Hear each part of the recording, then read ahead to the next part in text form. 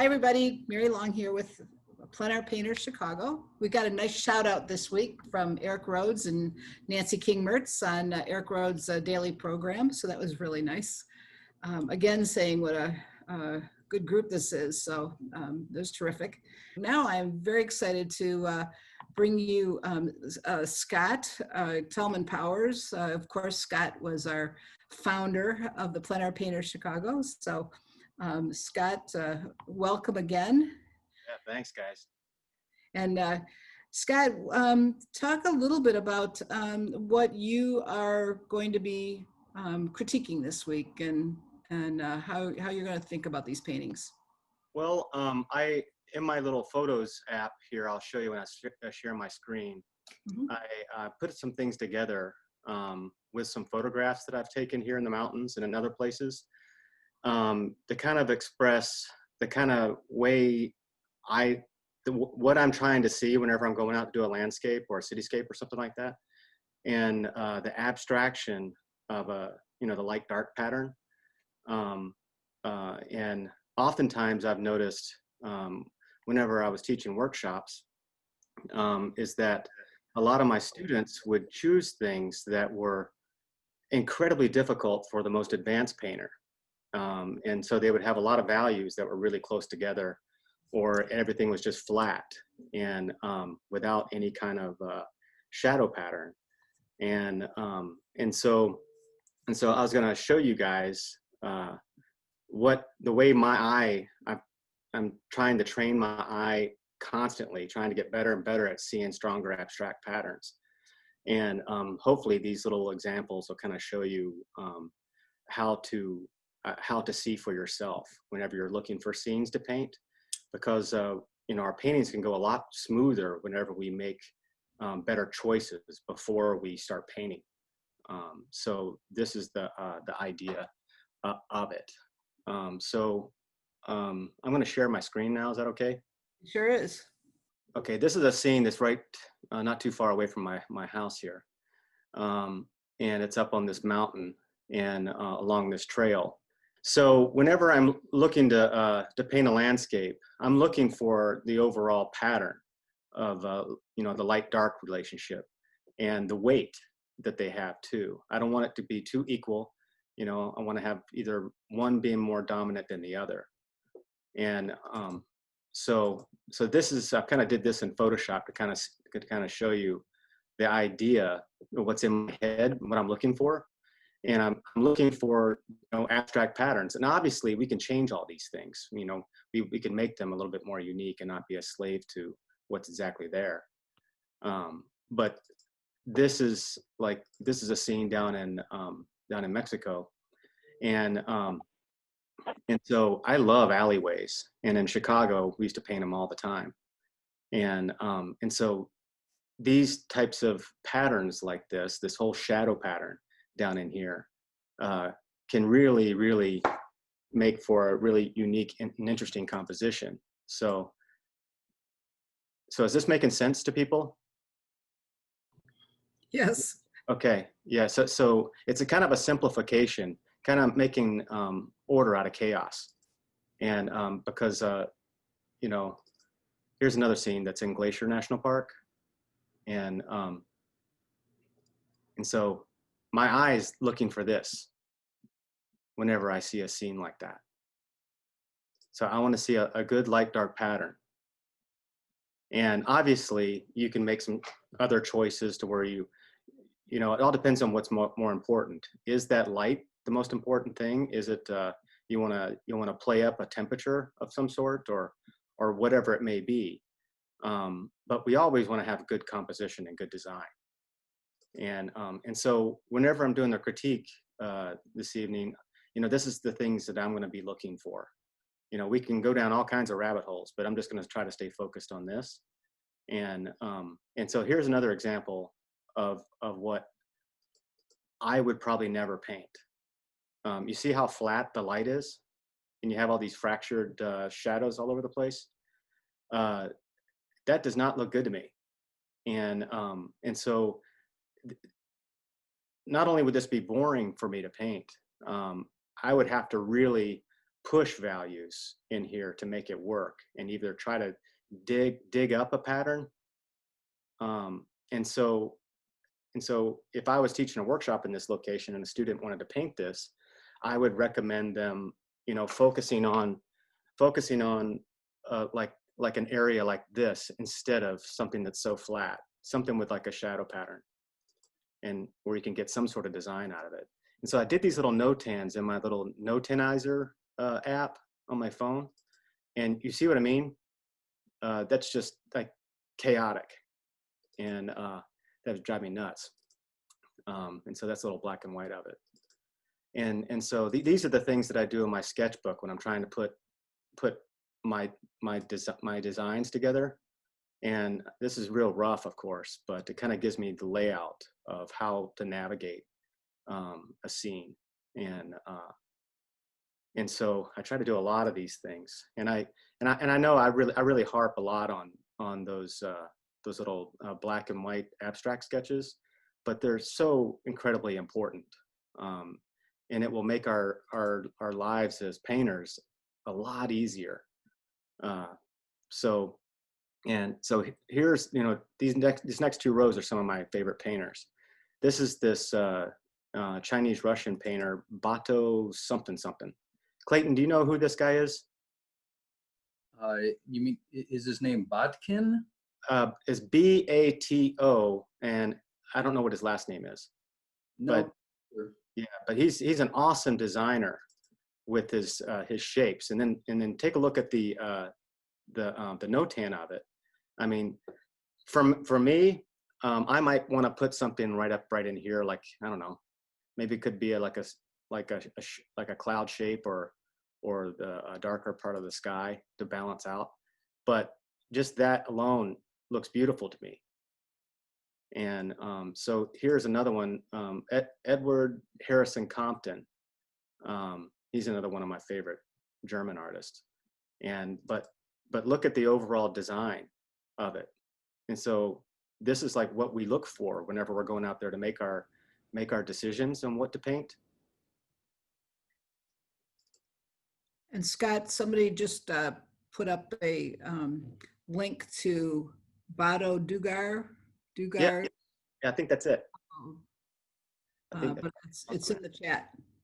Yeah, he is really brilliant, and with just like such a unique vision for composition, and the way he handles space is pretty brilliant and pretty unique that I've seen.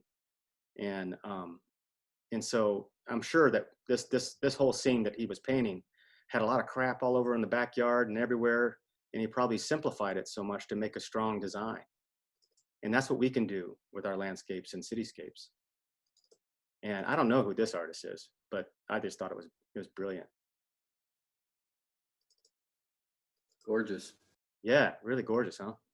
And that Notanizer app that you can get on your phone, Wei-Han Liu mentioned that in one of his Zoom things. And boy, has that really helped me a lot with my own paintings too. I can take photographs of my own paintings and then put it in Notanizer, and then I can see how fractured my patterns are or how solid they are. So it's kind of interesting. And this one's a Edward Theodore Compton, but look at the brilliant design with this and how he simplified everything. And so this is like what he was looking at whenever he was looking at the scene, you know, breaking everything down into a strong abstraction.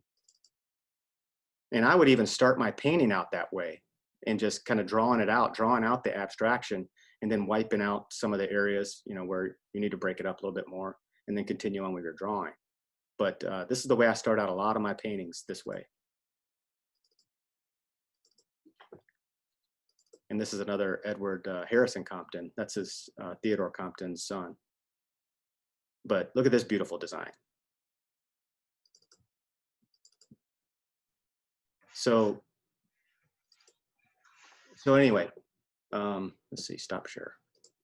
So does that make sense on what I'm trying to, and we could talk about that for a long time, but just making those more accurate decisions in the beginning it saves us a ton of time, and our paintings are stronger because of it. So okay, well, Good start, Scott. okay, so well, I'll start go to the Facebook page. But okay, all right, guys. Okay, so this is the photo reference for the piece. Okay. All right, is this little watercolor? Abby, is Abby here? Okay, so, you know, looking at the piece right here, you know, I would probably group my larger shapes, you know, put your initial wash in there in a larger shape pattern, and you can rearrange the pattern in the tree, in the groupings of leaves, to make it more of a stronger pattern. And I like the way you laid out the placement of the house there, and having that be more of your center of interest right in this little area. And it'd be kind of interesting. You could even put like a little person right in here, or a little dog, or whatever else. But see, with this right in here, this whole pattern, you can design it in yours to make it stronger, to where, you know, this is like a little dark canopy shadow side, and it'd make the eye come back down into here where you want the viewer to look. So, but good job, good color too. Okay, is this is this Abby again? So the same thing. I would just make sure you group these leaves and everything in the tree into a much larger shape. So because you see all this negative space right in here, you could design the contour of that to where make that tree really interesting and bring the viewer's eye back down into here. Nice, Abby. This is a nice little piece. Jean? Yeah, this got a good feel to it. And I like the overall temperature of it as well. It's got a nice little harmony. And what we were talking about before, if you wanted to play up, like if you just took this whole thing and just made it black and white, a lot of the values would be very close together in a lot of ways. And so you could push your values back in here a little bit more, especially if you wanted to play up that the flower there. And so I'd probably make the values around this flower a little darker, to where the flowers pop out a little bit more. But this is a great painting. I like it. It's got a great feel to it. And I like the placement, a little path leading back into the distance. And yeah, I like it. You could even have like a branch that kind of like goes this direction a little bit more. Real subtle, to kind of bring the eye back over in here and coming back down. But this is a nice piece. Good job, Jean.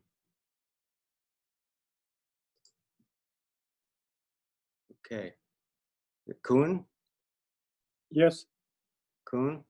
Nice job, Kuhn. thank you very much. Yeah. And see, look at the light dark pattern in here. You know, I really like that. And because you could tell he was really thinking about it. And so just far as like, you know, our division of space, you know, where you have the space divided, a lot of times I'll put like a little halfway point on the painting to kind of remind me of places to avoid. And so, you know, this obviously is not in dead center, but it's getting pretty close. And but it still works the way you have it weighted, you know, with that light shape over here. And like even one of these trees, you could have it breaking the edge of the canvas right up in here, and just for weight's sake. but I like the way your shapes are arranged. That looks Thank you. good. Yeah. And then the way this thing is pointing, you could even make like something, I don't know if you wanted to put a person in there, you could, because a lot of times, you know, it would bring a story to the piece, Mhm, or even like a fence post or whatever it may be. But something that kind of breaks that line, see that line's kind of going across like that? mhm. Something just that's interesting that kind of breaks it up like that, but makes it for a really unique center of interest. Thank you. Yeah. Yeah. Good job. Appreciate it. Yeah. Oh, yeah. We should have looked at that first. Yeah, see some of this stuff in here, or you could just like break it up, like in your painting, right along the edge there. And Mhm. it also stop the viewer's eye from shooting off. You know what I mean? And soften up the edges as it gets closest to the edge of the canvas. Mhm. That would help as well. Good job, Kuhn. Thank you. Clayton, Right here. this is a cool sketch, man. Oh, thanks. It was a demo I did a couple nights ago. Yeah. Was it down at one of the art leagues? Yeah, yeah. I had a watercolor from France that I did about 10 years ago, and I've always liked it. And I decided that it would make a really good reference, you know, because obviously we're not going outside at night to do a landscape demo. So Right, exactly. I got creative. Yeah, it's cool. Yeah, I like how expressive it is. Yeah, and I know this was a demo, man, and I know that it, you know, but just for critique's sake, you know, the only thing that I'd probably do is just take that mountain down a little bit, or make this, you know, break that. But you probably would have done that anyway if it wasn't a demo. Yeah, Oh, well, you know, what I really wanted to do was just get across the, you know, just what you're talking about, large shapes, simple pattern, and the yeah, importance of design. yeah. And what I like about your work too is that you're very direct, and I like how pure your color is, and so it really expresses a lot with that. Yeah, you know, landscape's your opportunity for color. I mean, you should never be afraid of color. Yeah, exactly. Exactly. Yeah, that's beautiful, Clayton. Oh, thank you very much. Yeah, good job.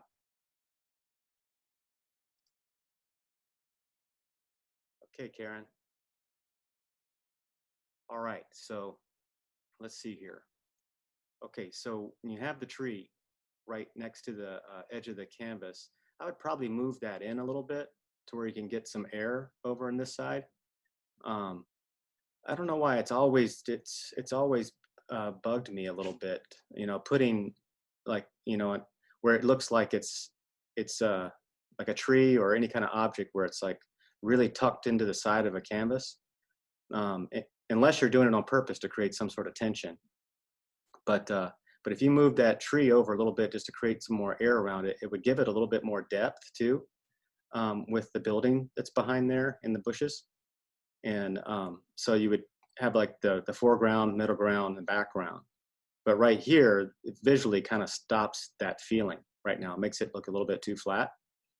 And and also, uh, you know, what I like to do whenever I'm working with buildings, and you know, maybe it's because I'm anal about stuff, but I like to at least have one good strong, uh, you know, straight line in there. Like with I use those T-squares a lot, and I don't overly do it. I'll just put the line in. You know, if it's not in perspective like that, you could do that.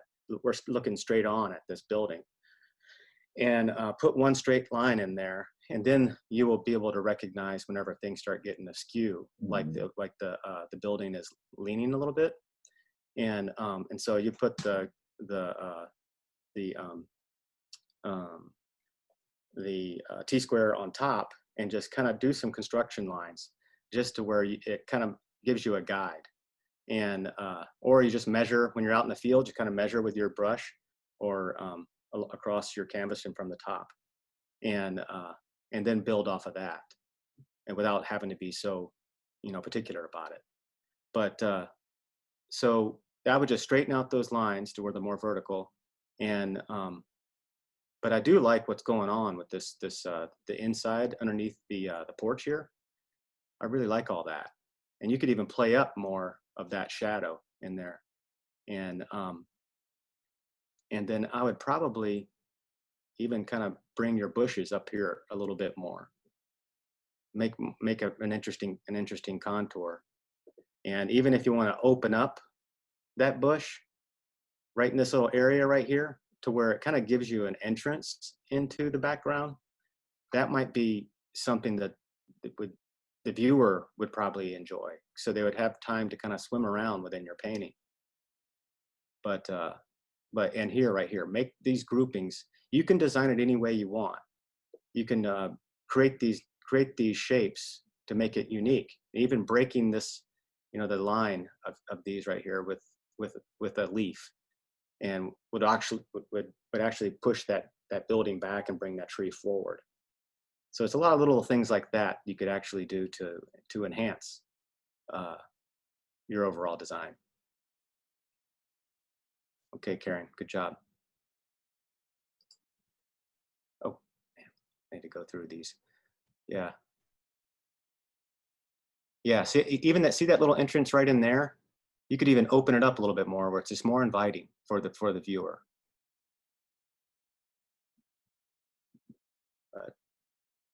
Okay. All right, let me see if there's okay, there's the reference material. Okay, so this is going to go back to that shot that I showed you guys with my the image where the light is too flat. Sandra? Is Sandra Yeah, here? I'm here. I hear you. Okay, and so you see, like, there's not much shadow here on a sunny day right here. So this would be very difficult for me to paint. I would have a really tough time with this, and so you could either move over to the right, looking that direction to where you have more of a pattern, a light shadow pattern, or move over here. But from this vantage point, it's going to be too flat, and it'd be very challenging. So this is kind of like what I was talking about before. Yeah, you're right. Bland. Yeah, and in watercolor also, that's even more challenging. Yeah. Well, I got two little people in there. I know. Yeah, I like those little dudes.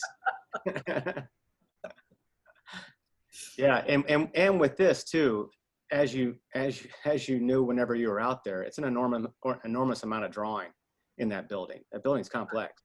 Right. So so with this one, I would probably just bring this see, where is it? That thing, I would bring it a lot higher in your painting.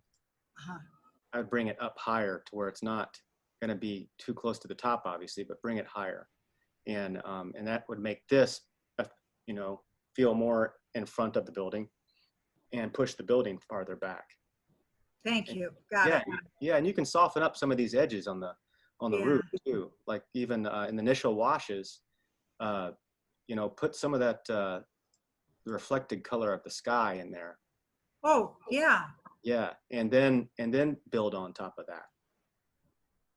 And then it would make it, oh, sorry. Thank you. Thank you. Yeah, good job. Yeah, that's a challenging scene. Okay, let's see if there's a reference. Okay, Andrea, I like all this color here. This is very cool. And I like your placement right in here of the sunset. And then, so this one feels like you could turn this into like a really awesome, abstract sunset. And so you have a lot of opportunities here with these cloud shapes and this the open sky, and then with this this bank of this shape of trees and the shoreline kind of curving around in here. So you have a lot of opportunities. So, but what is going on now is it's your dark pattern is fractured with too many broken values inside these large shapes. So if you just more solidified those and just make them more of a stronger mass, then that would really help. And you see how this is kind of swooping down right here? You could make it to where it's kind of coming down like this, or down from this direction and swooping down. And just use your reference material, or if you're out in the scene, use it as a kicking off point to make it a great design, because we got to change everything whenever we're out in the landscape, or like a little lake scene like this. And I would highly recommend going out and doing sunset scenes, but we would do those a lot whenever we were we'd go painting all the time, and we would want to paint these sunset scenes, but they were so incredibly difficult. We would have to kind of like mix up some piles of paint to kind of have it ready to where we could right whenever the sun started going down, you could quickly change the pools of color to match what you're seeing. But we had a kicking off start on our palettes, and but you can do that if you have like a strong pattern in the beginning, and you can get a lot in there in a short period of time, because those are not easy. You have to drink a lot of Red Bulls. But good job with this. It's just solidifying those shapes. Good job, Andrea. Okay, Muriel, there's a lot of good drawing in here. Thank you. Yeah, good job. And this feels nice. I like all that palette knife down in there.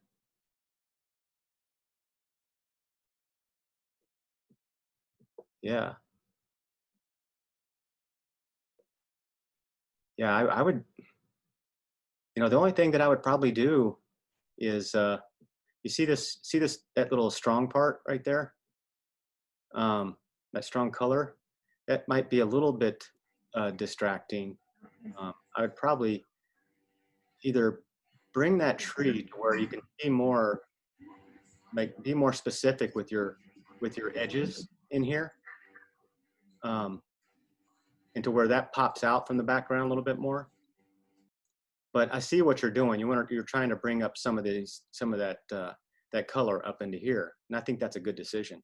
But you could have it right behind it to where this pops out a little bit more, and probably not as strong as what that is.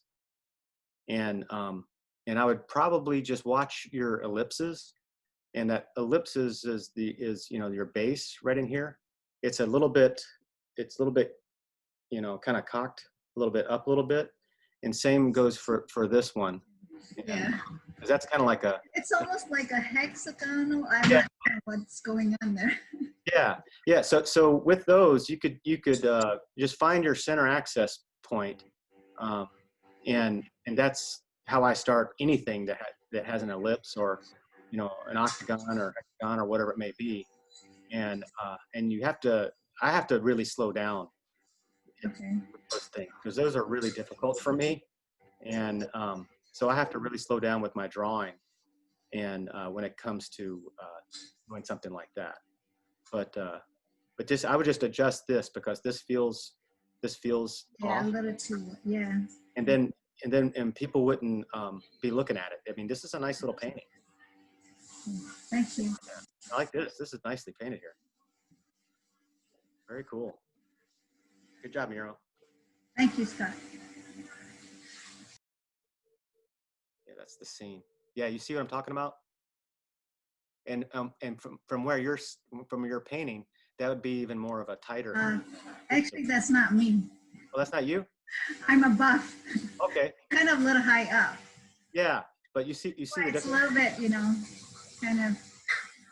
Yeah, it would just be a little bit more. You see how much Yeah, more? yeah. Okay, I mean, it's really close. There's just a little bit of adjustments. okay. Good job. Yeah, thank you. Oh, hey, one more thing. I would just, I would, bring these shapes together a little bit more. When you make Okay. too many like small shapes over in here, it's going to get too busy, especially whenever it's it's so close to the edge of the canvas. Okay.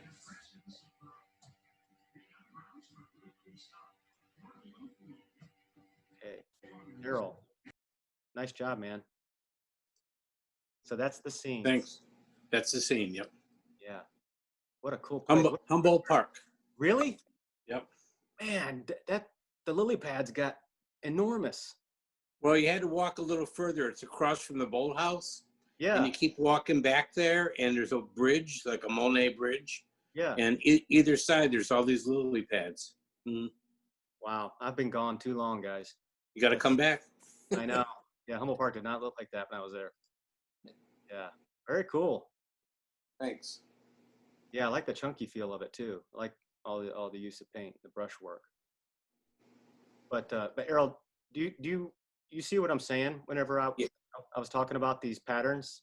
I think what you're saying is dead on. Yeah, I'm going to use the Notonizer. It's very valuable. Yeah, but you see these dark patterns. Yep.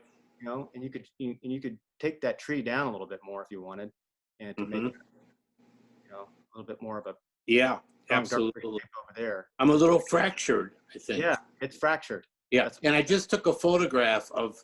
I used my Notonizer, the app, and I put this photograph in it, and oh my God, it was broken up all over the place. Yeah, I do that all the time with my paintings, man. And whenever, you know, especially like in the shadow pattern, if some of these values get too light and they're not, it's a value that should never be in the shadow.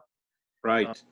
It looks like a kaleidoscope of stuff, and I have to go back and that little bit of advice is going to be life-changing for me. Thank you.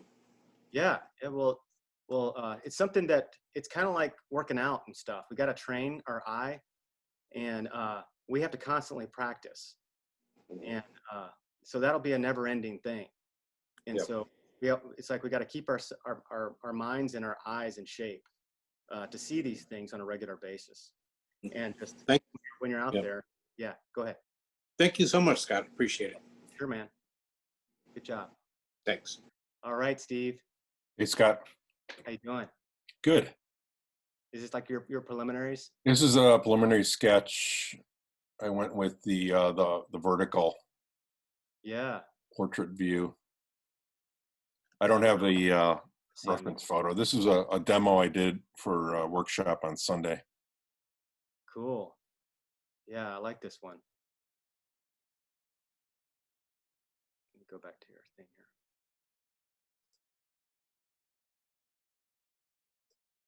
Yeah, you could definitely like see like this right here is obviously is your center of interest. Yeah. Right in here. And to me it feels like it could be really more weighted up there with the shadow. Okay. And it'll bring that eye down, you know, this being broken up. And I know how it is doing a demo. It's really hard to think through those things. Yeah. Yeah. So I totally get it. I think it's a great little demo though. Oh, good. Thank you. Yeah, that's awesome.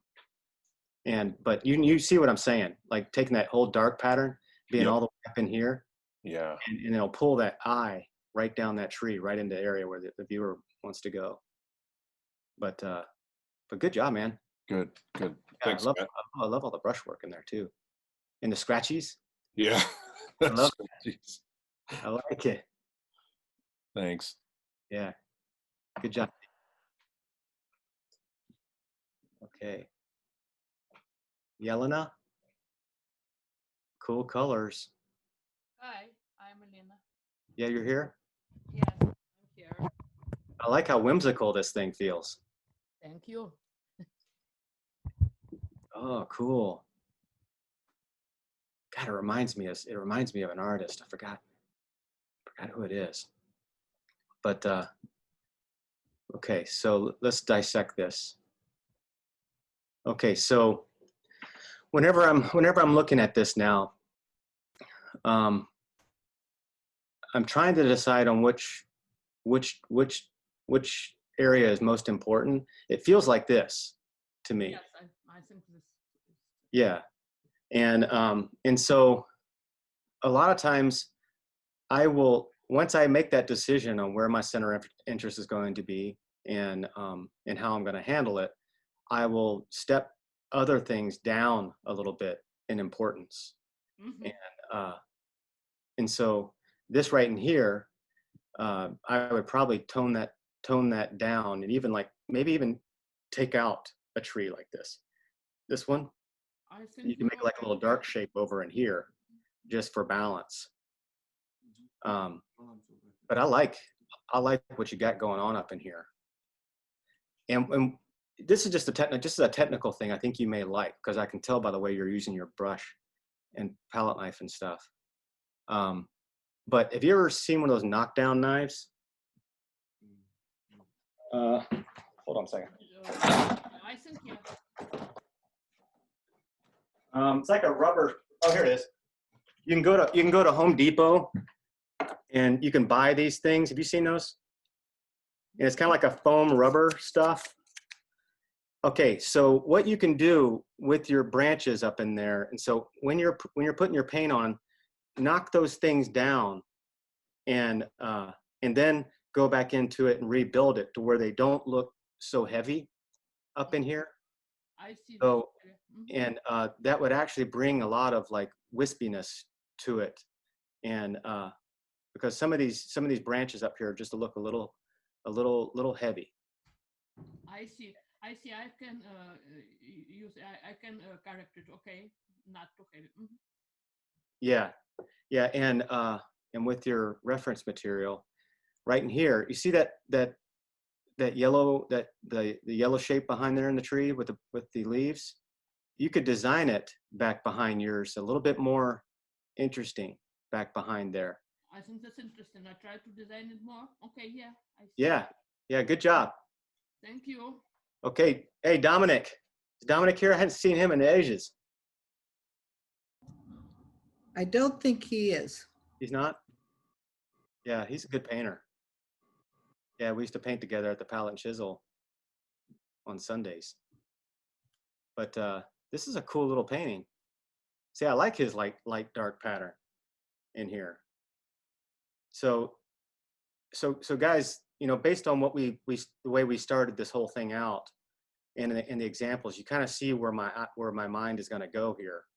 You see how a lot of these areas, these light darks, are kind of broken up too much. This is a great little area right here. I love that. That's beautiful. And if these were just a little bit stronger of shapes up in here, it would bring the eye back down here real nicely. And but it's got a really kind of a beautiful feel to it. And but this is another one that I would take and do a black and white no tan with my phone and see what it looks like in the black and white pattern. And it would just be tightening up these shadow patterns a little bit more and to make it a little bit stronger. And I would probably knock that down a little bit. You could probably still break it up, but not so strong. But cool. Good job, Dominic. And Dominic, from what I remember, he uses round brushes exclusively. And so it gives his brush work a unique quality to it too. Kind of a softness. So pretty neat to see. All right, that's a reference. Okay, Robin? Robin here? I'm here. Okay. Yeah, this is a nice little painting. This from Hummel Park. That's right. Yeah. Okay. Wow, I can't believe so many lily pads. That's awesome. Way good. This is great for painters. Great compositional elements in here. So with this area right here, so okay, so I would probably see that whole shape in here, that whole shadow. Yes. I would play up on that pattern, and with all that being in shadow too. You see how this looks like. Did you take the photograph the same time you were doing the painting, or? I did, but I edited it a lot. Okay. Okay. So, but you see what I'm saying, as far as like making that all like a dark shadow, dark pattern, and really utilizing those lily pads to lead the eye into the painting. Mm-hmm. You see, and even with this that dark reflection of the boathouse, and when you have the light reflection where the wind goes across the water like that, that's a cool design right here.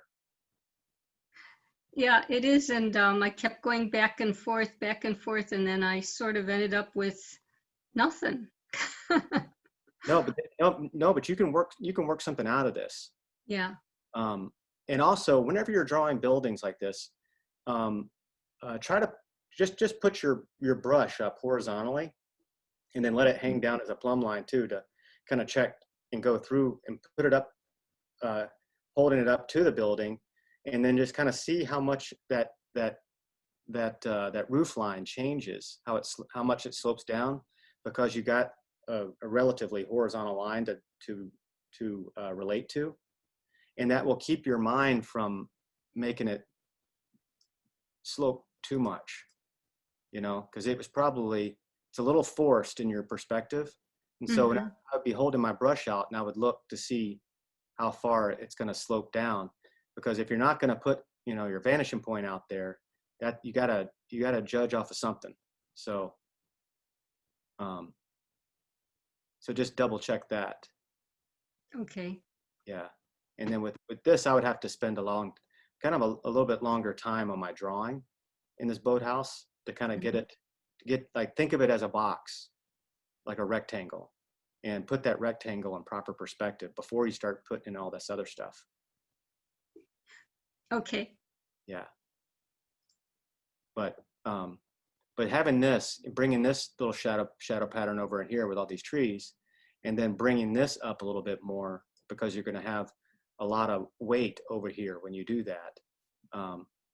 I would probably bring this up a little bit more too, and just take I'd take the whole thing in shadow right down and through here, and maybe just a little bit of light. But Okay. Yeah. yeah, but also whenever you're looking at water, or anything really, taking your hand and kind of holding it open like that, and just kind of go over your scene and kind of compare your the temperature and the value of things, and go from your extremes. In your scene, you have your lightest light and your darkest dark and your strongest color. You could make these relationship decisions with just like a hole in like an OK sign, or one of those little viewfinders with a hole in it, or like a gray card with a hole in it. I use those all the time, and because our minds play tricks on us, especially when we're looking at water, because there's like the inherent local color of the water, and then it's reflecting everything.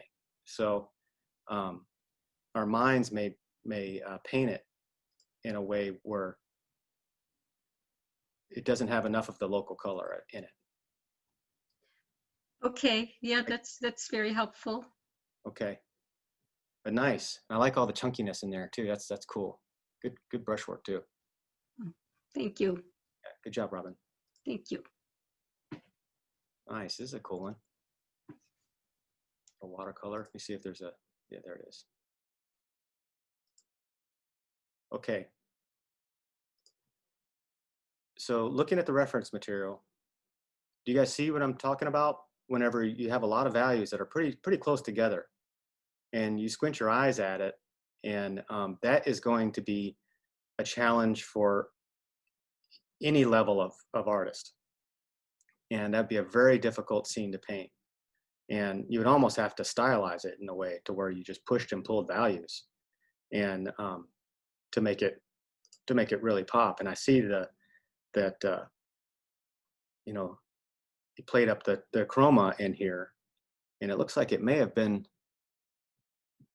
a different,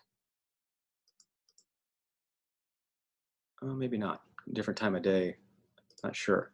But Deborah, is Deborah here? Yeah, I'm here. I'm here. Yeah, okay. But good job on this. This is watercolor, right? Yes. Yeah. With gouache. Okay. Yeah, and just like with your with your scene. You see that, when we start thinking abstractly, you see these shapes in here? I would design them the way you want them to make a better design. So bring in that darker shape, make that dark. Don't break it up too much with the light. Right. Have all that interest coming down here. And you see this little area right in here with the seat and the bottom of the flag. You have to be careful with those areas because it gets too much like a tangent and it will flatten out your scene. And so you'd either want the flag to be in front or have the bike go up a little bit, so it gives a little bit more depth. But in your initial wash, you're thinking about the overall abstract pattern as you're putting that in. And but yeah, because some of these things, they kind of break up a little bit too much. Yeah. And I was wondering why it was so hard. Yeah, but does it make sense the way I was talking about before? Oh yeah, definitely. Now that now that you mentioned that, yeah, it makes a lot of sense. Yeah. And when I'm out there, I'm looking at it one way. My eye is trying to get it all in there. So yeah, but I see exactly what you're saying. Okay. And another thing is that we can't kind of be seduced by, like, say, I really like that bike in this scene. Yeah. You it's okay to say, oh, I really like that bike, I really want to put that in there, great, but then shut that stuff off and then just think purely abstract, and then you design that abstraction to make it a stronger composition. And then once you got that all figured out, then you can start playing up the thing that inspired you. But we can be seduced by those types of things. Then you lose sight of the big picture. You know what I mean? Yeah, exactly. So, but good job on that. That's a really challenging scene to paint. Well, thank you for your input. Yeah, thanks, Deborah. All right. That location looks familiar. Yeah, what's the name of that place again? Pizzeria Uno and Duno. Yeah, oh yeah. Okay, haven't been there in ages. But the good news is that Bloomingdale's home store across the street is empty now, so you can paint there. Cool. Okay. All right. So okay, now I'm trying to see here and try to break this up as far as like, I'm looking at the abstractions. And so even with this scene right here, like if I were to set up where you set up, Deborah? Yep. Deborah's here? Okay. Yep. I would have to push some things, push values. This would really be tough for me. And so I'd probably be playing up something down in here. And so, oops. Like, I see this is all in shadow in here. But you could bring that pattern back over in here also. And trying to just balance out your light dark pattern. And it looks like you may have been kind of balancing out your temperatures too whenever you're mixing on your palette. And make sure you don't use too much white to where it goes out of balance, where it might feel chalky. You know what I'm saying? Yes, and I've tried, but anyway, I muddied this up after I got home. It actually had more color in it. Okay. And so then I muddied it up. And yeah, people are always telling me about the white, and I'm really trying, but yeah, it's hard to find that balance, but it's kind of good to kind of keep that in reserve, especially if you have a tendency to kind of go that route. And because I've done that a lot, where I just, for some reason, I was just adding too much white to things, and it just got chalky all the time. But also in the initial stages here, especially when you're painting a city scene, like always put in your horizon line, like immediately, right? Whenever you figure out your composition and what you're going to paint, and leave it in there. Just draw it in there and just leave it in there for a good portion of your time. to where you can always, relate all of those, everything to it. Because you see how this right here is kind of going up too high. It makes it feel like it's on a hill. Right. You know what I mean? Yes, yeah. Yes. So I keep going the wrong way. And so whenever I put my horizon line and everything, I can kind of, put my brush up on like one of the main, like the roof or one of these main eaves, and I'll see how far that vanishing point is going to be. And with this particular scene, obviously you just kind of eyeball it.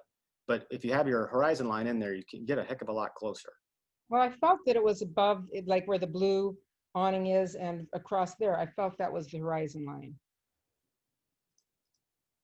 Well, you're standing up like these people, right? Yeah, I'm back. Yeah, it's going to be about right there. Oh, wow. Okay. Yeah. So Chicago's flat, Right. so it's so your eye level is going to be right in alignment with them if you're standing up. Yeah. Okay. So I was just wrong. I have one more question, if you don't mind. Sure. Because I try to do cities a lot, but on the building on the left where the shadow is, should I have made those add more detail to the windows? I probably would not. Okay. I would get this farther along first, Okay. and then ask yourself that question, because that's all subordinate to your main center of interest. So, but you might need something right in here, because it just kind of feels really heavy on this side. Right. And you see this decision right in here, and this right in here. Right. Once you put a frame on this, that is going to be a tangent with the edge of the frame. It's going to be a little bit too close. And so whenever you're, if you go back to that same scene and you change up your composition, I would give it a little bit more air above it. And that way, it would just give it a lot more air to the building and everything else. And it would help your design. More stuff on the bottom where the bike is and stuff, like more people and more stuff. Oh yeah, absolutely. Just whatever you do, just always relate it to that horizon line. Because if your horizon line is right there, like in the photo, that bike's going to have to come up. Everything's going to have to come up. Okay. So yeah, I highly recommend getting Robert Krajewski's all three of his books. Yeah. But his perspective book is awesome. Yeah. It is great. Yes, he's amazing. Thank you. Yeah. Thanks so much, Deborah. Okay, this is a cool little piece. All right. Oh, this is a nice little. I love that kind of the alpenglow. You know what they have at the end of the day. Right. That's what it is. It's like late afternoon. Yeah, I like that. Yeah, there's a lot you can do with that for sure. Okay. So now I'm looking at all these light dark patterns in here. And so these would be very important to me right in here. And so putting that shadow pattern in there right in the very beginning. And even like the way it is right here, it's just kind of like fading from, it's really has a nice glow at the tops of the trees and it kind of fades down. That's what even enhances that alpine glow even more, because it has something, that shadow, to relate to temperature wise even too, not just value. But then also grouping this larger mass in the foreground, like all this values in here, I would paint that all like one large value, and obviously put the temperature, the correct temperature in there. But put that all as one value, and don't let these reflections get broken up too much, because it's just a little bit too broken up. Right. And I like how it's funny, now that I'm looking at it, I see that it seems all chopped up, but when I was painting it, it's too close to it, Yeah, I get it. It happens to all of us. It happens to all of us. But even in your photograph, it has kind of some nice kind of like little ripples coming into the large shape, and you can design it any which way you want. And but it would really soften things a lot more in here to where it's not too broken up like that. And then also, I would probably neutralize your violet in here to where it's not as strong color as it is. Right. It's And, competing. Yeah, it's competing, and really play up the temperature in on the tops of your trees in here, that kind of lyrical kind of, glow that it has. And then even take your clouds, and you could even make it break the edge of the canvas up in here to where it kind of swings down into your center of interest. Mm. From the up here, kind of come down. But cool. But good job with this. Thank you. It's just a simplification. Right. Thank you very much. Okay. All right, Maureen. This is I like that scene. That reminds me of this artist, Pierre, I forget, but pretty cool. All right. Okay. So Maureen, okay, my initial feelings when I first looked at it was this could actually be moved over just a little bit more, so it's just not.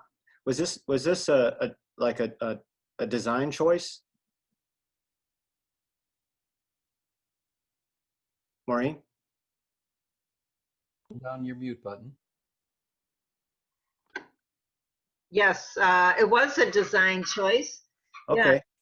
Yeah. Okay. So, and that's fine. That's totally fine. And so whenever I do those types of things where, you're breaking certain rules, I like doing that also, but you want to balance it out around the canvas as well. So I like that you put these stronger colors over here, so that helps with that. And I'm just kind of making that, you see the contour of the tree right in here? It has like a very unique anatomy to it. And I would make this more of a unique pattern, even bring some out here, like bring it out a little bit more and make it a little bit more unique. And and then with the sky, I would definitely tighten up these groups of the clouds to where they're not so broken up in here. Is this watercolor? No, it doesn't look like a very good photograph of it, but no, it's oil. It's oil? Okay. I couldn't tell from the photograph. But anyway, you know what I'm saying, as far as like just bringing these groups together to where they're not so broken up. And even with that lighter value that's right above it, right there, you could just kind of swim it up into here. And then having the eye come right back down into your little center of interest right here, and really play up this area. Oh. That's what I would do right in here. Oh, okay. Yeah. And what is that little thing? I guess it's just a silo type of thing. A silo? Yeah. I don't know if you even need that in here. It's too small of a space. I would just play up on that red tree right in that little area. All right. And kind of like just spend more time right in this spot, and then that will kind of reveal what you need to do in other places to make this a little stronger. All right. I was kind of trying to do like a Mark Rothko thing, like a big shape right in the middle, but I'm not getting rave reviews about it. Yeah. Well, I like it. I like it whenever artists break the rules and then make it work. It's kind of like the Winslow Homer watercolors.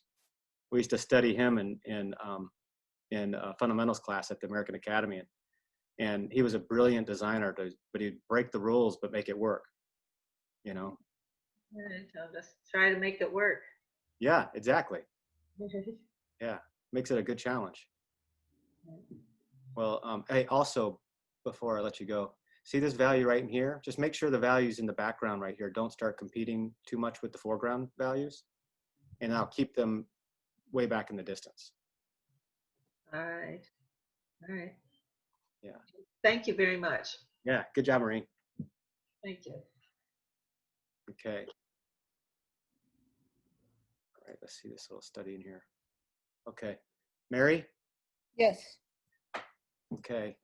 I like your choice of your scene, but you see what I'm talking about, you know, based on what we were initially talking about, as far as like making a choice with pattern. I mean, Yeah. so what I would, so if I was painting this scene right next to you, I would be thinking of just pretty much the silhouettes of things. And this is more of a challenging scene, you know, the challenging scene to paint. Oh, and you took the photograph whenever it was the sun wasn't out. Apparently. Yeah, it might have been breaking through whenever you were painting it, because I like this. Yeah. Yeah, Well, I like, because then you can have more pattern. yeah, it was sunny when I started out. Okay. So it wasn't like this, but you see what I'm saying? Yes. So yeah, I like this, to where you could actually design your light dark pattern, but yeah, I would just make it a little stronger. You know, just really, you could even go on over it and go back and draw out your shadow pattern a little bit more. And you see, because you see how these little light shapes in here, you could bring those in a little bit more to kind of, you know, lead the eye a little bit. And see all these shapes in here? They're kind of getting the main large mass a little bit too broken up. You see what I mean? Yep. Yeah. Let's see. Yeah. So having all that as one shape, and then going back and then pulling some sky holes in there as you need it, but changing the shape a little bit more and just design it the way you want it. And that's what those abstract little black and white no-tens you can do in your sketchbook. It trains your mind to always thinking about design and always thinking about the abstract pattern in nature, and changing it the way you want it based on what you're looking at. And so just tightening up your groups. And like, see with this, you see how these values in here, they get a little bit mushy with the values that are in the background. Right. See what I mean? Yep. And that way, because you need a little bit of weight over here, and I know that's what you were doing, but being a little bit more deliberate with your values would really help. And also watch the chroma level in your shadows too. Like we don't want to stare into our shadows, because our brains will see everything, and so we want to just take an overview in relationship to your extremes, your lightest light, darkest dark, and strongest colors, and then keep that pattern strong, but don't let any of this color that's in your shadows, the chroma level, start to compete with the chroma levels that's in your lights, especially in that transition stage where all the from your shadow to the light, where where the strongest color is going to be anyway. So does that make sense, Mary? Kinda, yes. Kinda? Okay. Yeah, no, it is. The whole thing about the chroma level, I totally see it. Yeah. You just knock that, put a little bit of red in there. Kind of just put a complement in there, just kill it a little bit. Yep, that's great. Yeah, and then also, whenever I have like an opening, like in this with the sky coming through in a scene like this, and it's not that big, and you got a lot more space over in here. Even if it is a cloudy day, I have to make sure that my clouds are not competing with the trees. So if it's a small area like this, I might just keep it more sky without the clouds, or just have like one little cloud, wispy cloud coming in here. And that way, that will be more of a larger shape, because it starts to get too broken up. You see what I mean? Yeah, I like what you're saying. Yeah. So that would also make it stronger as well. Yep, yeah. Good job, Mary. Thank you. Okay. All right. Okay, Sue. Is Sue here?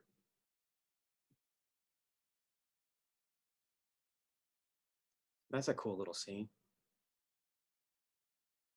I like that scene a lot. Okay, so I think this photograph was taken, a cloud may have come out, but I get the idea of it. But I like the way this is all, you know, she has her shadow patterns kind of grouped together like this. And but there's a lot that can be done. Like this is like really attractive, like right in here. And I would definitely be putting a lot of effort into this tree right in here. And that tree can just really lead right into that building. And also, like you see how the shadow pattern is right in here. And I would probably spend a lot of time drawing that pattern out a little stronger and bringing a little bit of weight over here, like a little bit of a dark pattern right over here to kind of balance out all this weight over here with these darker shapes. And also you might want to bring that tree over a little bit to where you can see behind it. It's a little bit too close to the edge. And then also have a pattern that kind of overlaps the roof of this building, kind of breaks up all of that in there. And that way the eye will stay down in here, because it kind of like, when you're looking at it, kind of goes down the path and kind of like shoots right off the canvas. It almost needs like a darker pattern over in here in order to hold that eye down in this area. But if you see the anatomy, there's a lot of cool anatomy in this. Oh man, that could be really, really neat. And darkening it up a little bit, and just really, you know, I'd probably just kill the violet a little bit. The violet's a little strong, and but yeah, but it's a really cool scene. I like where it's going, and you can still take this a lot further. Okay, Sue? All right, good job. Yeah, that's neat. Okay. All right. Is that Humboldt Park too? Oh, no, this is a suburb, Carroll Stream. Carroll Stream? Okay, Julie. All right. Okay. Remember we were talking in the very beginning about like whenever I showed you that image of that all the values are pretty close together? Yes. So like with me, like if I was going to paint this, I would have to do a lot of digging. And when I say digging, I would have to be digging up values and creating, like searching for patterns in here really, really hard to make more of a pattern. And even you can make a really strong pattern even in overcast days. It doesn't have to be always bright and sunny. But so this would be the area that I would build on. But I would probably bring that darker value over into here, and then just play up that tree, you know, like you did here. And but also in your initial washes, I probably wouldn't put as much red as you have in there. And you see what I'm saying? Yeah. Yeah, and then even in the sky, like over in here, you know, I kind of like that too. Kind of like that because it kind of gives it some sort of a depth. But if you didn't have that, you know, having some cloud over in here in this space might help to kind of balance things out a little bit more. Okay. But does it make sense whenever and I say about searching for patterns? Yes, it's hard when you're just kind of trying to find something to paint and it may not be like ideal. Yeah. Yeah. So next time you go out, do a lot of squinting. Uh-huh. Do a lot of squinting at your scenes while you're making your decisions on what to paint. And you squint down at the scene and see if it has a nice pattern or not, and put your viewfinder up or your fingers making your scene and just kind of squint. I do that all the time. And then that way, you'll find a pattern in some of the most, kind of like there's nothing going on there, but it is a beautiful pattern, and you can really work something out of it. Okay. But just do a lot of squinting when you're making your decisions out there to kind of bring all those values together to see the overall patterns of what you're looking at. Sounds good. Yeah. Good job, Julie. Okay.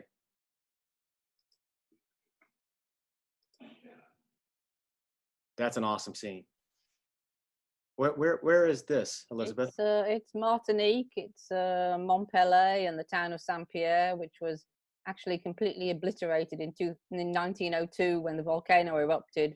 The town was flattened and everybody died except the one guy who was locked in the town jail underground. It's sort of, wow. It's sort of, so I thought I'd take a placid scene and turn it into a sort of apocalyptic vision. Yeah, that's cool. That's a cool story too. Man, that had to be crazy. Yeah, they used to call Saint-Pierre the Paris of the Caribbean. It was a beautiful town apparently until it got flattened. Wow. Wow, this scene right here is beautiful. Have you guys ever heard of an artist by the name Attilio Pretella? Don't think so. Look him up if you can. Attilio Pretella. I don't know the spelling, but he's a fantastic artist that paints a lot of scenes like this from the late 1800s. But yeah, I was also inspired by the painting in the Art Institute of the eruption of Vesuvius with everybody watching it. It's sort of right. Yeah, so there's a lot of your imagination in this, and so did you have any kind of reference material for an erupting volcano? I did sort of, Google some images and, to see what it looked like coming out of the top. It's sort of, so I think maybe I have a little too much red and yellow on the body of the volcano. I probably should have more dark areas probably because it's supposed to be a nocturne. So yeah, I can't remember if it's Thomas Moran or one of those artists that painted a volcanic type scene going off, but the overall harmony of it all. So just going off what you have right now, see you have all these values and these temperatures that you have in here. It's almost like two separate paintings. Mm-hmm. You know what I mean? Yeah. So in the initial stages, if you were to do this over again, what I would probably recommend is, or just wait for it to dry,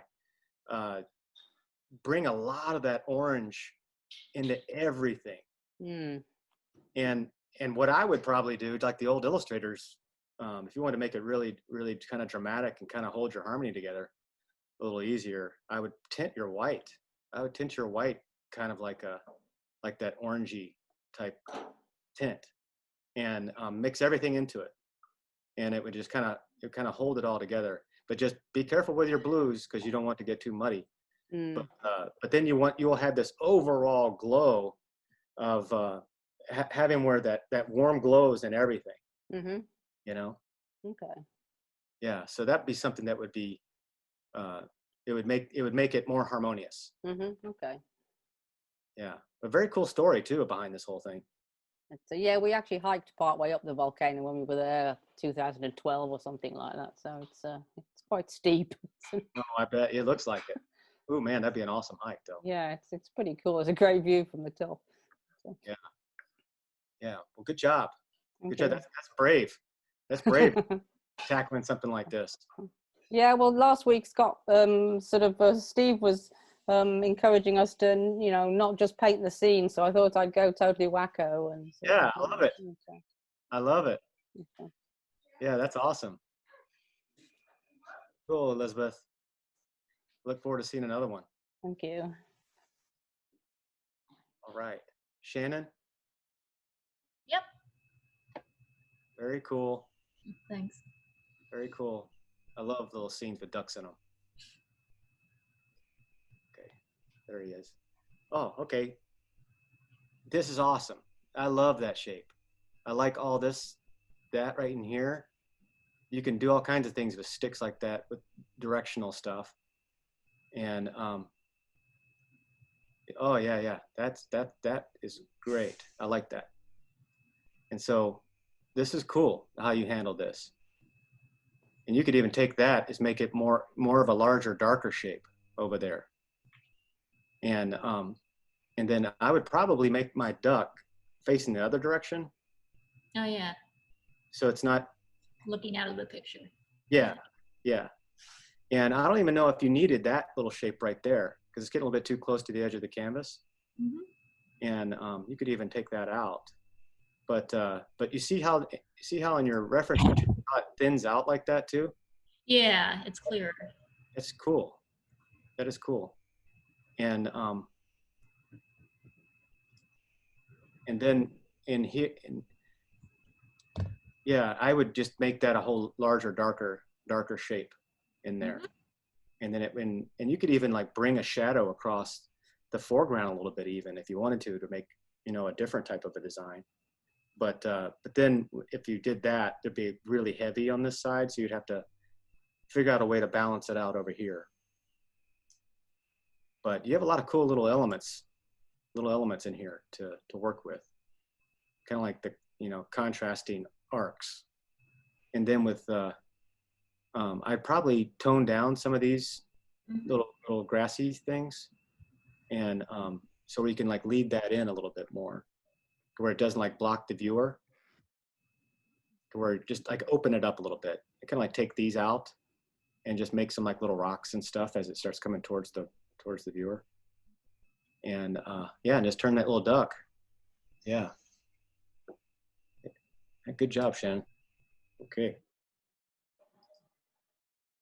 Ooh, man. Is that on Lake Michigan? Mark? Yes, it is. Wow, it looks wicked. Like a wicked storm coming. Yeah, I took the photo after I realized that I wasn't going to get the painting done. Yeah, right. So it was a lot darker, but yeah. Yeah, this is cool. See, I like these types of shapes. Like all in here. And then, okay, so here's another thing that you can do with these. You play up that shape that's in that photograph, right? To where you have that band that's right there. This area right here. See how that's a little bit darker? Yeah. So I would really play that up because you got it in the right spot right there where it's not in the dead center. You can have it right in there. And then just make that a larger shape like it is, make it a larger shape and see how it kind of like fades and it gets darker as it gets closer to here. I would that to me, it would be a very important gradation for me. And I'd probably warm it up back in here to where you could make it like a little pink could come up in here. Yeah. But that darker shape is going to be really important. I'm still trying to figure out how to do this painting outside and get everything. And it just got so wet. I was like, all right, I got to step away and let it dry and then maybe come back. Yeah. Yeah, right. But that Chinese Russian artist that I was showing you in the beginning. Uh-huh. That's the kind of this is the kind of painting that his design would really work well with. And so study that guy Bato, whatever his name is. I think they put it in the chat. But you can make this a really strong design in a simple, strong design. And some of those are the most powerful ones out there. You know, you got a lot of cool stuff in here. And just have like this big thunderhead, you know, that's coming through. Just balance it out with the little masses up at the top. But everything's going to be hinging on what you're going to be doing around here. Right, right. Yeah, I didn't do enough there. Yeah. Yeah, so just drop it down. But that whole gradation, as it gets darker here, gradate it to a little bit lighter, and then put some of that pink in there. And this could be really unique. Great, thank you.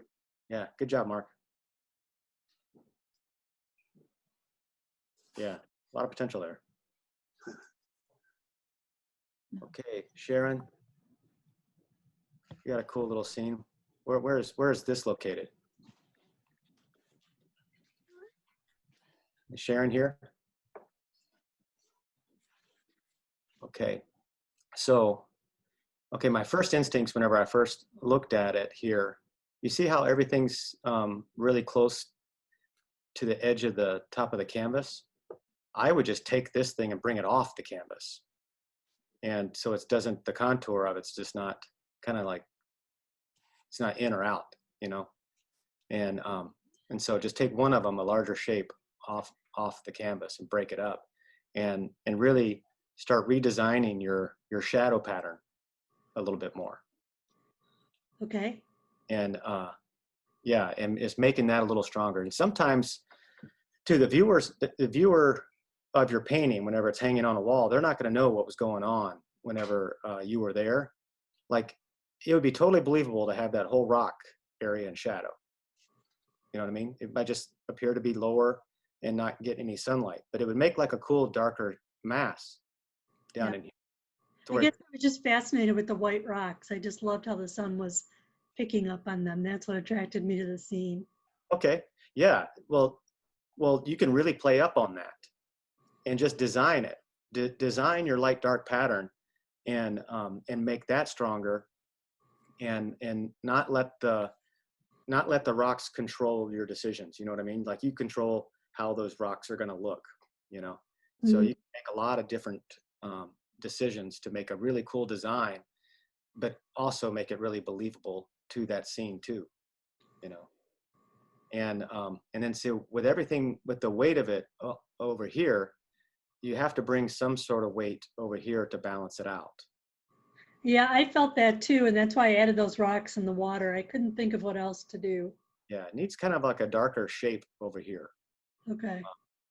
And I'm not sure if it could be like I don't know, like a log or anything like that, or I'm not sure what it would be, but it just feels like it needs a little bit of weight over here, a darker pattern.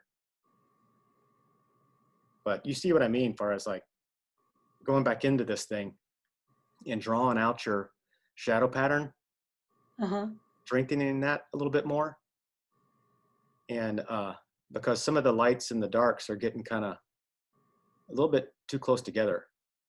So it's kind of hard to see the pattern. Yeah, unfortunately, this photo is a little too high key. I didn't really get a true photo Okay, representation. no worries. I get the gist of it. Yeah. And you see these little shadows over here on the trees? Those are probably a little bit too violet. And you want to just neutralize those a little bit. And then bounce some of the color that's around it into those shadows a little bit as it gets closer down. Okay. But good job, Sharon. Okay, Humboldt Park. Lori, is Lori here? Yes, I am. Hi. Hi. This is a good little painting. I like that. Got some good drawing in there. Feels good perspective. I like all this action. Yeah, that's cool. the bottom of the little doors, I think I have it angling too much though, you know? I think you do too. Yeah. Yeah, because it like your eye level is going to be about right here, and that's what when you're taking your brush and hold it out in front of you at your scene, and you hold it as horizontal as you can, you know. And if you really want to go bananas, bring a torpedo level out with you, and then you can get it really accurate. That's intense. Okay. Yeah, I know. That's where my brain goes. That's my analness. But then you will see how much of a slight angle it is below that, you know. And let's see. I have to ask, what is a torpedo level? Oh, it's like carpenters and anybody in construction. It's if you go to Home Depot, just ask for a torpedo level, and it just has like that little air bubble in the thing to make sure everything's level. It's smaller than a regular level. It's like a mini level. It's mini. Oh. It's super mini. And it's good to put in your backpack. You can just use your phone. Oh yeah, that's high tech. That is high tech. But this is a cool little painting, Lori. Yeah, and then right in here, the only thing that I would probably mention is just tighten up your values right in here so they're not as broken up. Just bring those in a little together. Man, you see that right in here? See, there's a lot of cool design things you could do. And I wanted to get more like make the reflection make the reflection stronger, but I found out I hadn't given myself enough room. So it kind of, I kind of squished it. Yeah. Yeah, I get it. But you see what I'm saying? You see all these values that are in here? Yeah, way too broken up, right? Way too broken up. If you make that a little bit more unified as a larger shape, it will really enhance all the great work you did in your building.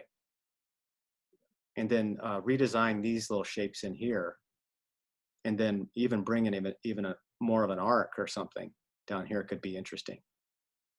But as you do all this, and you would have to handle something over in here, or even bringing that mass of tree. I would just bring it all the way up into that corner, and that way your eye will stay right down into this area where you want it to go, and not want to go out there. When you say curve, like sort of curve the shore, sort of like curve the water lilies, I mean. Yeah, but not like a perfect arc, but kind of an organic arc a little bit. That could be interesting, and then it kind of leads the viewer right into where you want them. Like from the photo, that blue, I mean, in reality, the blue was very intense on the water, and I was trying to get it that intense, but it just seemed, I just couldn't get it like as intense as that. I thought that would be. Yeah, that's where you want to use that color isolator thing, that little circle in a just cut a hole out of a gray board, and you'll be surprised with water, like that color right in there. It's probably not as strong as you think. It may appear to be strong when you're looking at it and your brain's trying to figure out what it is, but just isolating it and then go back to your lightest light, your darkest dark, and strongest color, and then go back to your color that you're trying to figure out. And then your brain will kind of say, okay, it's within this value range, it's within this chroma range. Hopefully I can, in this temperature range, then I can make more of an accurate decision. Does that make sense? Makes very good sense. Thanks. Very good sense. Thanks. Yeah, good job, Lori. Thank you. So Scott, people are asking for a Home Depot artist list. Surprise. That is funny. wait till I show them the pink that pink board, that 1-inch thick pink board that we use for shipping paintings and stuff, and they use it for insulation. You can cut those in little pieces and use them as squeegees. That's great. Yeah, that works awesome too. But cool. I like this. This could be interesting here. I'm just looking at these shapes that you have. All right, Richard? Is Richard here?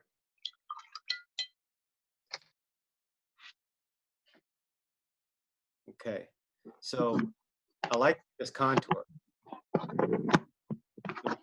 Richard. And so with this scene here, you know, you really play up that tree. And so really designing out your light dark pattern and really put some time into the drawing of your tree right in here. And when you were painting out there, did you purposely make the sky a little bit more yellow to try to harmonize a little bit I don't more? think he's on tonight. Oh, he's not? Okay. So this because this scene feels like it's like later in the day or something, to where there's more of like you know, that yellowish type sky. But you guys see what I'm talking about when we look at the reference material, and how Richard could have played up this tree big time, you know, and just designed a light dark pattern, and he could still do this going back into the scene and building that out. And but then you have to change the sky a little bit, and so a little bit too fractured with your overall masses here. He's bringing a little bit too many sky holes in there, and so it kind of loses the overall design. But I like the way he arranged it in the placement on the canvas. Yeah, that looks good.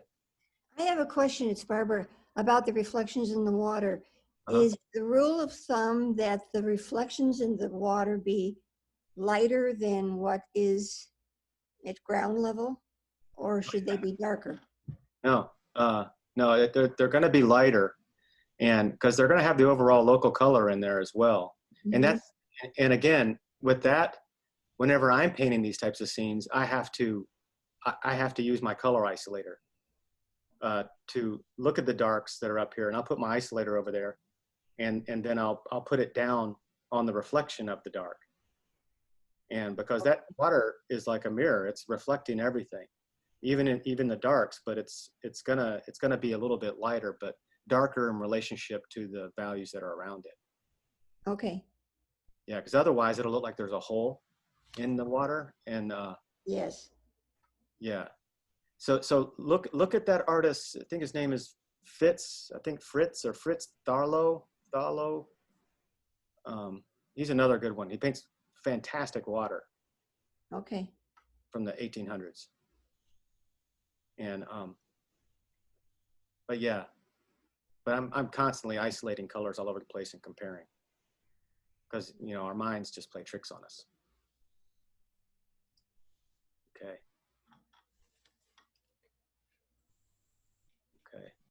Okay, Howard? Is Howard here? He was. He was? Okay. So I would have to ask Howard if he wanted to paint the scene where, because you know, see how this feels like you're looking right on top of him, and this one feels like he's, you know, drawn from this perspective. So this one, it just has some perspective things that are a little bit confusing for me. And yeah, I skewed the perspective. Well, so Howard, you skewed it on purpose? No. No. Okay. I was just doing it and it got that way. Okay. I did the geese first. Okay. I did the geese first, and I think I did not pay enough attention to how I was doing the pier. Okay. Okay. So say you were going to do this all over again. You have a cool little shape here that you could turn into a really cool design with these two geese here. And I mean, bringing this farther out like that, I like it. And then, you know, just like what I was mentioning before, it's like holding your brush up in a horizontal way to kind of see how much it's angling down, like when you look below your brush when you have it horizontal. And then you could actually measure you got to find a unit of measurement. So you could actually find a unit of measurement as one of these geese here. Yeah. And just take that unit of measurement and measure from the top of here to the bottom of here. And then you would see how narrow your pier is on the canvas where you place it in there, because a lot of times our minds will trick us, and it'll force us to flip things up as we're drawing, or you know what I mean? Yeah, I should have foreshortened it more. Yeah, it just needs to be in perspective. That's all. Yeah. And that's why just double checking with your brush and just doing your units of measurement and measure, and then that'll keep you from making it too wide. And I was worried about the water. Yeah. Which I think came out okay. Yeah, that came out cool. I like all the tones and temperatures in there. But you see these strokes? Yeah. That you're making in here? Those strokes make it feel like you're looking like right down on it. And so, yes, you want to make them go more horizontal. Yeah. Yeah, like that, to lay it back down again. And then your initial wash is going to be more of these kind of like the greenish violets, that would be in there. They're reflecting the sky. It looks like it's an overcast sky, so it might have been a little grayer, and then you can put your green over the top of that and let just a few of the reflections break through, or paint around the reflections in there. And but then just keep it more of a horizontal, and really spend a lot of time on those geese when you're drawing them out in the very beginning. Spend a lot of time with your pencil, because that's an awesome scene right there. Thank you. Yeah. So I would revisit this. Howard, and do it over, because you have a lot to work with here, and this could be really cool. And this would be a great exercise for you with this. Thank you. Yeah, I tried to keep it simple, the concept, the initial image. Yeah, you did do that. But yeah, you have a lot of like really quiet, simple shapes that you could work with. This is nice. Thank you. Yeah, good job, Howard. Thank you. Okay, Linda. Linda here?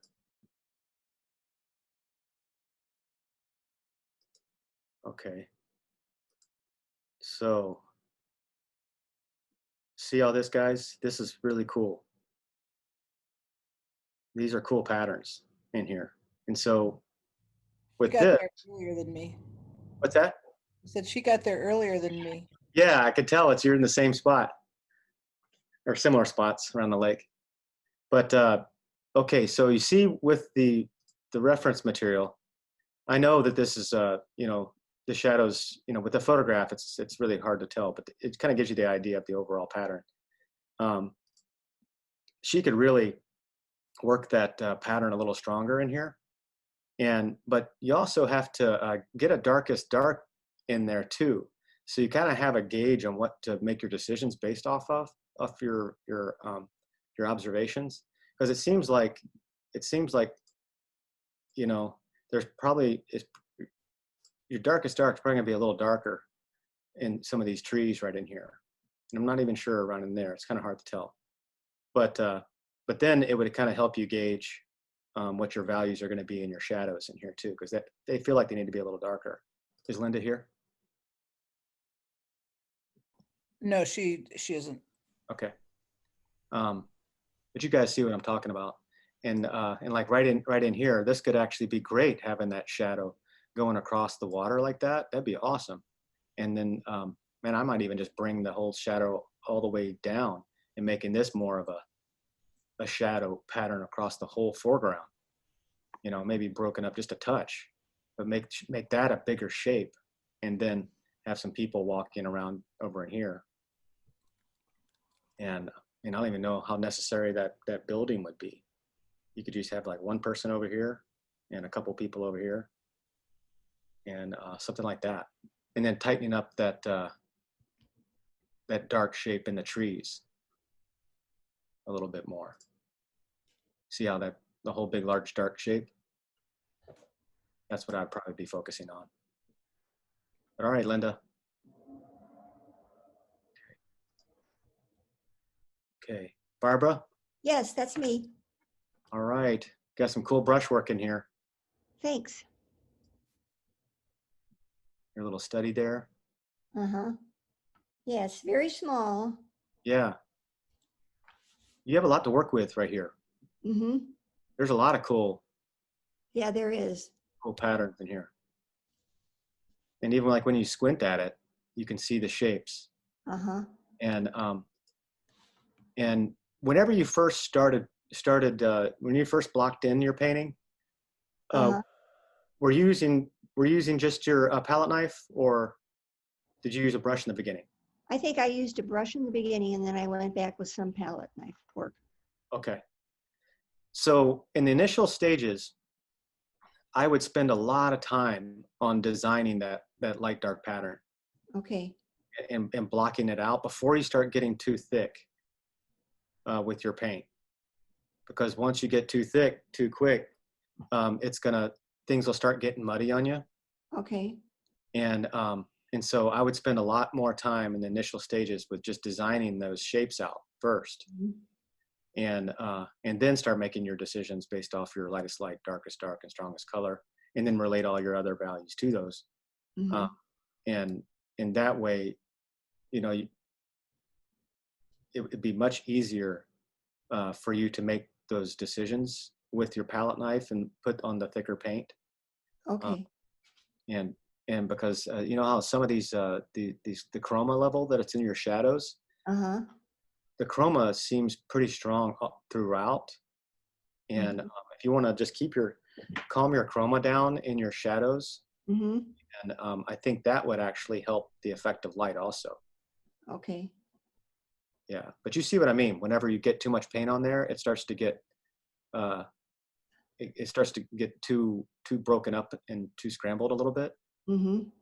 And but also having some areas that don't have so much paint can actually help the places that have a lot of paint built up be more beautiful, because the viewer has something to relate to. Okay. All right. I haven't thought about it that way. Yeah. So it's like the variety is great in paintings. And I love seeing variety where you have like some thin passages and then you have some thick, chunky stuff. But I'm comparing the thick, chunky stuff to the thinner washes and stuff, and it makes everything feel so much more juicy. But then if it's all juicy, I don't know, it's just all there. I have nothing else to compare to. It's too much of a great thing, Okay. Yeah. So, but good job, Barbara. Thank you. So Scott, that's our last one. Okay. And it's 9:01, absolutely perfect. Wow, that's amazing. It's amazing. It's great. I can't believe it. Scott? Yeah. Really, really nice job. And I'm wondering if anybody has any questions for Scott. Oh, wait, we got to go back to Yelena real quick. Okay. Is she still on? Elena, are you still on? Yes, I'm here. Okay. Yelena? Yes, I am listening to you. Okay, what was your question? I would like to know some special device to do something with level in here. I think with color. Okay. Well, I like what you did. And what I was mentioning before is just kind of simplifying and making that shape that's right behind here a little bit larger, and even bringing some of that yellow back over in here, and just calming down some of the branches. And I'm assuming it's dry, right? Right. So if it's dry, I would probably take some sandpaper to some of this stuff up in here, and then just wipe it off with some terps and go and repaint this area. Oh, I see. Yeah. What's that? What thing you used to take it out? Wait, say that again. I'm sorry. like to repaint this piece. Uh-huh. I'd like to know what I need to do. This maybe some special device for this to take. Well, it doesn't really matter what device you're using. It's just arranging your shapes, and just try not to let things get too chaotic up in here. But I like the way it feels. You know, it feels nice, and I like the expressive color that you have and all this great brushwork. Van Gogh, doesn't it? Yeah, it looks really, really cool. I think she's talking about, you had mentioned a knockout brush or something, and you showed it when you were talking about, yeah. Right, but we couldn't see it because we were on your screen. That would be nice to show us. Can you see that? No, we have already. Oh wait. Oh yeah. I'm holding it up in the air. That's why we need a people list. What's it called? What name for this? Which name? Oh, knockdown knife. Knockdown knife. Knockdown knife. Hold it up a second. Stay there. I see. Thank you. Yeah, and guys, this is just a tool. I mean, yeah, but it's good in the initial stages to kind of knock things down, but this is not going to solve any problems. You know what I mean? Hard. But this Unless is you're in an alley fight. Yeah. Okay, thank you. Yeah, but it will definitely. It's just a technique kind of thing, and it's Scott, kind of what's the blade on that? You said it's rubber. It's kind of a foam rubber. Oh, foam rubber. Oh, okay. Yeah. My friend Larry Moore turned me onto this, but I took this through the circular saw, table saw, to chop off stuff. Oh, it was wider. Thank you very much. I know how to do that. Thank you. Yeah, but it really kind of helps. You can really go bananas with it and really muddy your stuff up too. So you got to be careful with that thing. But it's also a good thing to do.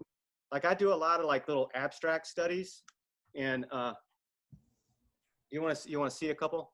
Yeah. Okay. So I do a lot of these. These are little oils. Wow. You guys see that? Yes. Yeah. There. Yes. Is that better? I understand it. Yeah. Thank you. Okay. Yeah, and I have a lot of fun with these types of things. And then how are you using those, Scott? How will you use it? How am I using these? Yeah, can you show something? Yes. Well, I'm using them just to kind of train my mind in a lot of ways.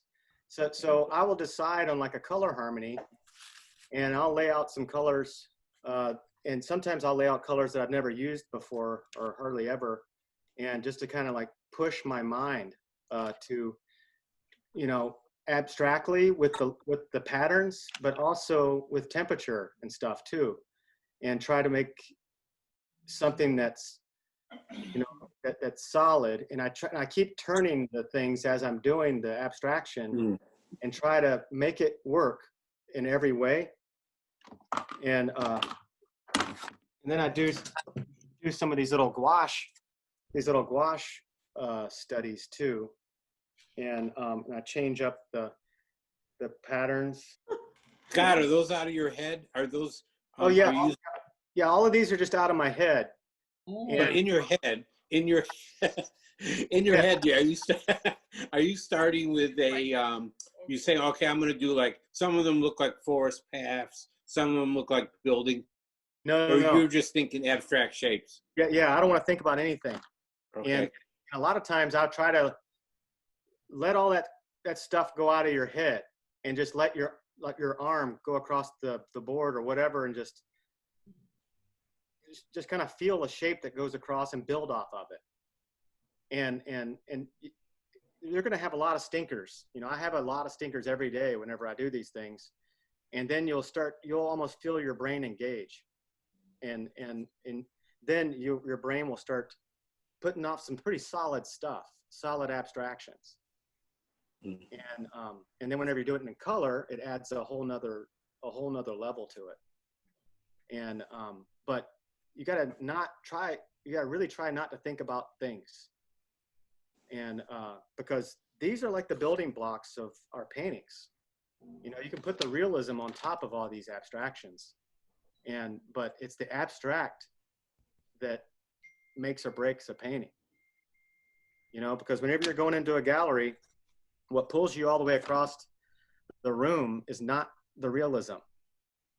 It's the abstraction. The design, right? The Yeah, design. the design. It's the design. And Special design for me now. what's that? Thank you.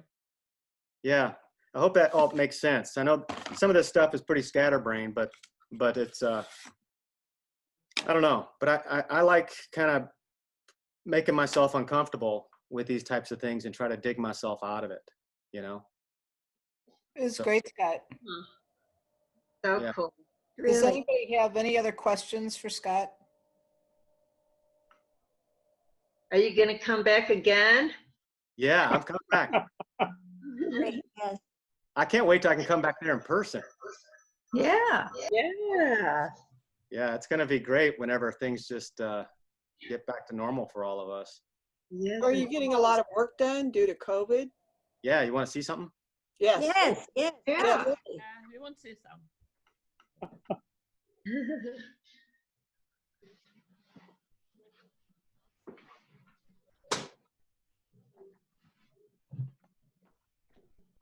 Okay, this is one this is in the beginning stages, so I'm just kind of blocking that in, and I'm thickening up some of the paint. I don't know if you can't really see it, but Oh, Oh, yeah, right there. It's good. red. kind of gives you an idea. Cool. And so this is a bigger one I'm working on. That's will be in a show in Tucson in November. Wow. Oh. So they'll have a wrought iron thing on there, and I gotta change up some shapes in here in the reflection, and I gotta sync some things up with temperature and stuff like that. Nice. Wow. Those are great, Scott. Very Yeah, nice. that's wonderful. Yeah, I got one more. Okay. Good.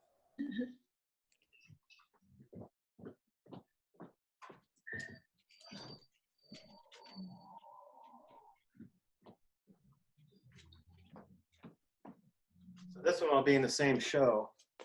That's a great one. Wow. Nice. Wow. Can y'all see that okay? Yeah, very nice. So are you using models or how are you getting these subjects? This guy I did, but these are from photographs that I took down in Mexico. But I had my neighbor pose this dude. Wonderful. Wow. All right. Down in Oaxaca? Do you go to Oaxaca? Or Yeah, these are all from Oaxaca. Where's your studio? Where do you live in Montana? Kalispell, Montana, up in the northwest. Kalispell? Okay. Kalispell, yeah, Okay. right by Glacier National Park. Okay. Hey, Scott, I got a technical question for you. Sure. So, as you know, I paint on piano almost all the time, but I want to switch up my my surface. I want to paint on canvas, but I like painting on a hard surface. So what I was thinking of is taking, cutting the canvas and then oversize and then stapling it to a board and painting, on the board and then stretching it after it's painted. That's possible, right? Oh yeah, yeah. I've done But that. I guess my question is do I wouldn't want to varnish it before I stretched it, would I? Because I might crack the varnish, or does it make any difference? Yeah, I would definitely stretch it first. And then varnish it. Yeah, and just wait a few days too. Yeah. What do you think about painting on really rough Clausen's linen? The real, like the Russians used to paint on. You I ever love do any of that? Yeah, I love it. I got to get another roll of that stuff because it really forces you to use a lot of paint. Yeah, for sure. You got a lot of valleys. I know. Yeah, because I don't know what I got into a bad habit there for a while where I was painting too thinly, and I just felt like my paintings didn't have any kind of to them.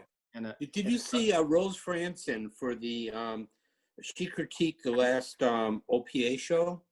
No, and it was The real national show, and Rose is just so knowledgeable and great. And one thing I remember she said, because she was talking about every paint, she judged the paintings, and she got into talking about that sometimes the material that you paint the painting on, the surface, can make or break a painting. Certain paintings require, I've never heard really anybody say that, but it was an interesting observation. Like, so some people were using this oil paper. And I forget who the artist was. Jeffrey Watts. Oh, Jeffrey Watts. And he was saying that he was doing all these Western scenes, but cowboys just weren't his thing. And then he started going back into his more painting more. Well, you can go on the OPA side, like exotic women, like kind of a Middle Eastern with lava lamps and stuff. I mean, not lava lamps, but anyways, he said he used the watercolor, the oil paper, and it was a whole different surface. He said he struggled with it at first because it's almost like watercolor. And but he said he really liked it, and he's glad one of his students suggested it. So because he had to be bigger than the panel that. I guess it's just a matter of that's just goes to what you're saying about changing things up, getting out of the comfort zone. Yeah, and experimenting. Because Rose, she experiments so much. Yeah. And she's awesome. But man, if we all experimented so like she does, we would learn a ton. Yeah. So anything to take us out of our comfort zone. Right. Scott, along that same line, do you think that what your painting is painted on could increase or decrease the value of it? Let's say if it is a canvas panel, maybe that would have less value to a gallery than a stretched canvas. No, no, they wouldn't change value based on that. The only thing that I would be worried about is just making sure I'm painting on an archival surface. Right. So that rough Russian linen that you're talking about, and you like using the heavier paint, is that also nice for palette knives? Oh yeah, you would love it. Okay. You would like it a lot because they would have a little bit more tooth, and you could drag it across the surface for other textures, and I think you would really like it because I like the way you apply your paint. Hey Scott, can I tell a story about you? Which one? It's a good story. This worries me a little bit, Carol. Well, no, I want to tell a story about, if you don't mind, just really quick about Scott. Because Scott is just so integral to where I am today and wherever I am.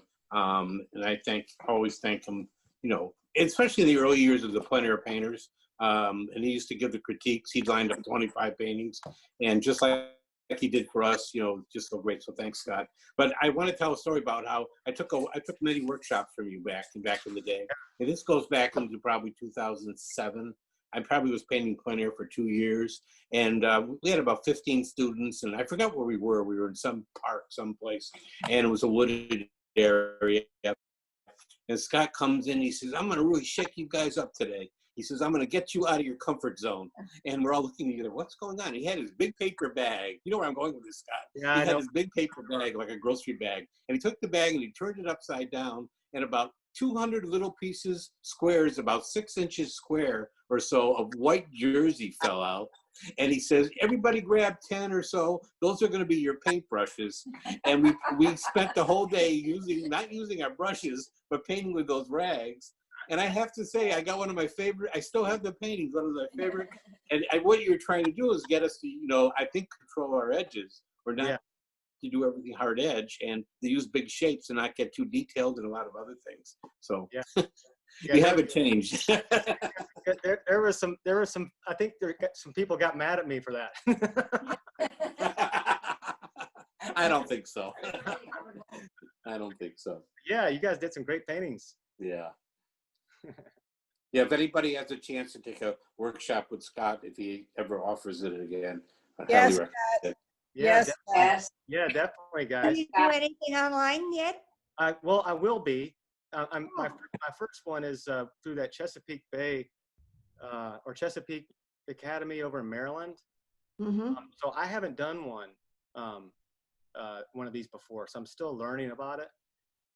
But her name's Hayo, and she runs the school, and I think October 3rd, I'm going to be doing like a free demo on through them, and so I'll announce it on Facebook and stuff.